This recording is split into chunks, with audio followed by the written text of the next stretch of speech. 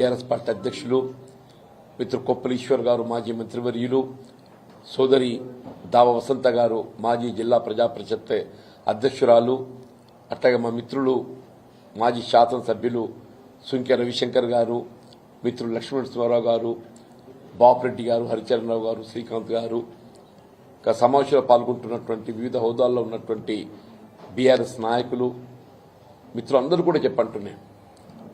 అంటే వాస్తవంగా నిన్నటి కేసీఆర్ గారి యొక్క సభ ఇలా మరొక్కసారి కేసీఆర్ ఆనాటి తెలంగాణ రాష్ట్ర ఏర్పాటు ఉద్యమాన్ని తలపింపజేసిందని చెప్పంటున్నాను. ఇలా రాష్ట్రంలో ఏదైతుందో మరో 2 పర్యాయాలు ముఖ్యమంత్రిగా ఈ రాష్ట్రాన్ని జాతీయ స్థాయిలో అంతర్జాతీయ స్థాయిలో నిలబెట్టినటువంటి ఘనత కేసీఆర్ గారికి దక్కితే ఆనాడు మరి కాంగ్రెస్ పార్టీ మరింత మేలైన ప్రభుత్వం ఇవ్వడం జరుగుతుందనేటువంటి ఒక భావన ఆశల పల్లకిలో ప్రజానీకాన్ని ఊరిగింప చేయడంతో సరే మార్పు చేయడం జరిగింది.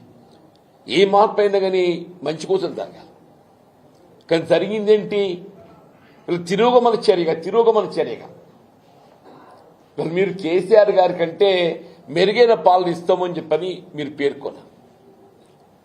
మరి జరుగుతుందేంటి? ఇప్పుడే మిత్రులు ఈశ్వర్ గారు చెప్పిండే మరి దేశంలో ఎక్కడ లేని విధంగా అన్నాడు రైతాంగానికి పెట్టుబడి సమకూర్చే విధంగా రైతు బంధు కార్యక్రమాన్ని అమలు చేసి తలబెడితే వీళ్ళు 3 పంటలే కొట్టిండే 3 పంటలే కొట్టి ఈసారి ఏదైతుందో రబీకి సంబంధించి 2వ ఎకరానికి వాళ్ళు ఇస్తా అని చెప్పని పేర్కొంటున్నా చెప్పండి.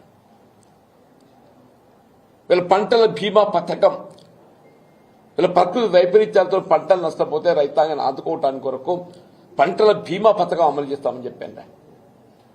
దాన్ని ఊసేలేదు. భూమి లేని నిరుపేదలకు ఏదైతుందో ప్రోత్సాహకంగా ఎకరానికి 1000 రూపాయలు ఇస్తామని చెప్పిండు. ఆ ఆలోచన అమలు కార్యక్రమం లేదని చెప్పంటున్నాను నేను. వీళ్ళ కళ్యాణ లక్ష్మి ఆడబిడ్డలకు ఏదైతుందో ఒక వరంలాగా కుటుంబాన్ని ఆదుకోవటానికి కొరకు మరి ఆనాడు కేసీఆర్ గారు 50,000తో ఆరంభింపజేసి 1,00,000 రూపాయలకు చేరిస్తే దానికి తులం బంగారం జోడిస్తామని చెప్పని పేర్కొంది. తులం బంగారం కాదు కదా, అసలు ఇచ్చే 1,00,000 రూపాయలు కూడా ఏదైతుందో పెళ్లి నాటి ఇవ్వాల్సినటువంటి 1,00,000 రూపాయలు వీళ్ళ ప్రసూతి నాడు ఇచ్చే పరిస్థితి ఎదురవుతుందని చెప్పండి. ఆ ప్రసూతి కూడా అందడం లేదు చెప్పండి. ప్రసూతి సహాయం కేసీఆర్ కిట్ నీకు నిజంగా కేసీఆర్ గారి పేరట అమలవుతున్న కార్యక్రమం నీకు నచ్చకుంటే ఇందిరమ్మ పేరు పెట్టు. కానీ పథకం నిలిపివేయడం ఏంటే నాకు అర్థం కాదని చెప్పంటే నేను.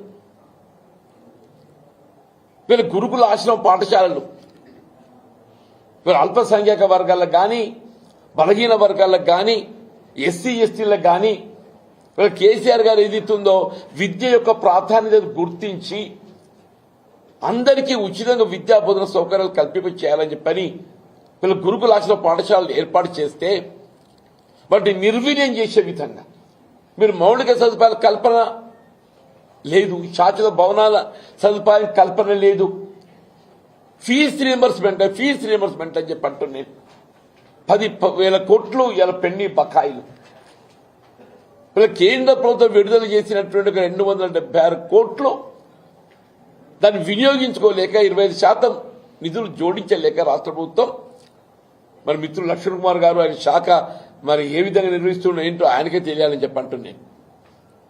మరి బెస్ట్ అవైలబుల్ స్కూల్స్ నిరుపేద వర్గాలకు ఏదైతుందో దళిత సమాజం నిరుపేద వర్గాలకు బెస్ట్ అవైలబుల్ స్కూల్స్ అని చెప్పి అంటున్నాను.